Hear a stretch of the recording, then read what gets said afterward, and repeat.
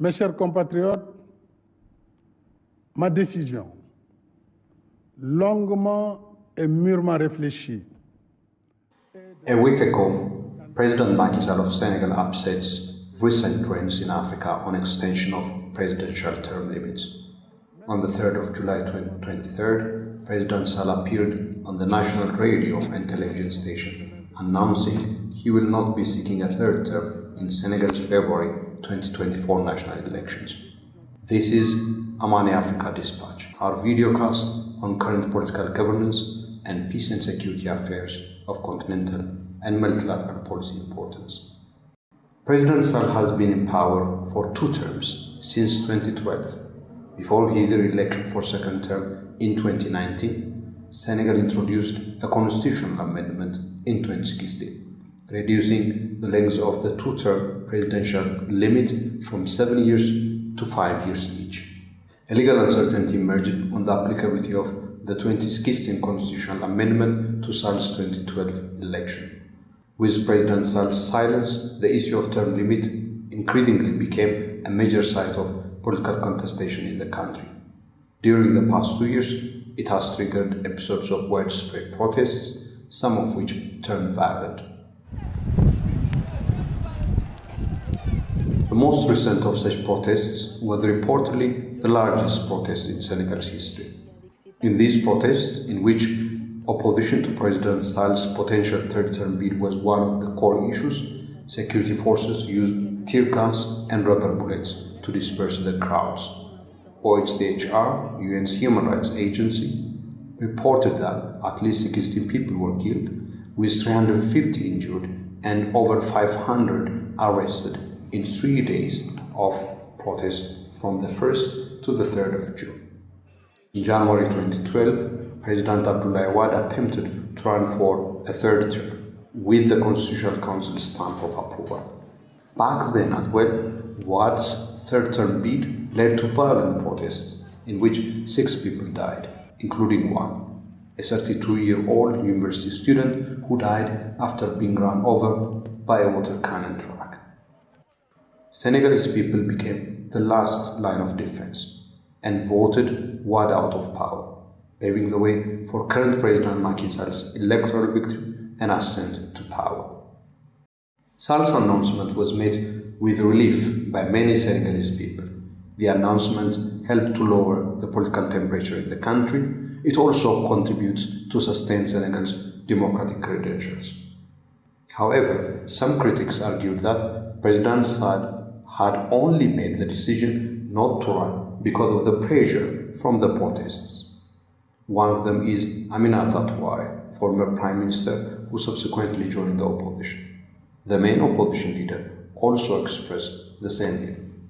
Afin qu'il ne se présente pas à la prochaine élection présidentielle.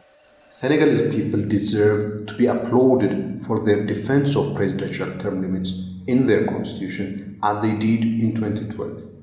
President Sall's decision is also worthy of praise, particularly in the context of the recent trends of extension of term limits by various leaders, including in West Africa. Not surprisingly, President Sall's announcement attracted praise from near and far. For the African Union, this is an example that bolsters the call from its Accra Declaration on unconstitutional changes of government on member states to adhere to their constitution, especially presidential term limits. In this season of the epidemic of coups, President Sall's announcement not to run for a third term is of regional and continental policy significance.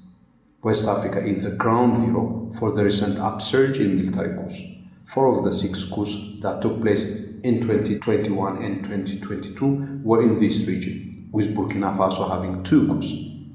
Amani Africa's various research outputs show that, together with the 6 military seizures of power in 2021 and 2022, there were a total of 14 instances of successful, attempted and plots of coups in Africa. One of the factors behind these coups is the extension of presidential term limits.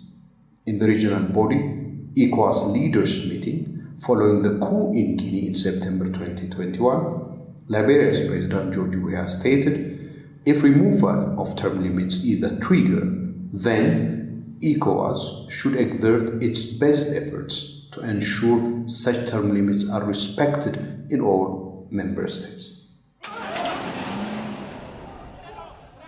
Extension of term limits is indeed one of the manifestations of the recent regression in democratic governance in Africa. It is also a trigger of political instability, not only in West Africa, but also other parts of the continent. In 2015, contestation over the third-term bid of the then president plunged Burundi into violent political instability. To put the importance of term limits in historical perspective, it's worth recalling that 33 of the 48 constitutions revised or adopted in the 1990s contained provisions on presidential term limits. This was meant to be an instrument for consolidating democratic governance and for facilitating change of leadership. Since early 2000s, however, this enthusiastic embrace of presidential term limits started to be eroded. By 2020, some 20 African states removed constitutional term limits. One recent example is Guinea, where, after President Condé changed the constitution to extend his term in office in 2020, the army used the public discontent to overthrow him from power the following year. Currently, the Central African Republic is poised for constitutional amendment to allow President Touadéra to run for a controversial third term. Et de ne pas être candidat à la prochaine élection du 25 février 2024. President Sall's decision upsets and serves as an antidote to these recent trends in both the removal of term limits and the accompanying scourge of military coups.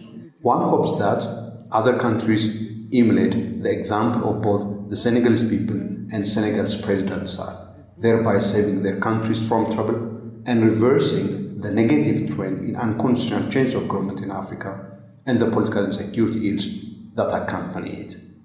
This is Amani Africa Dispatch.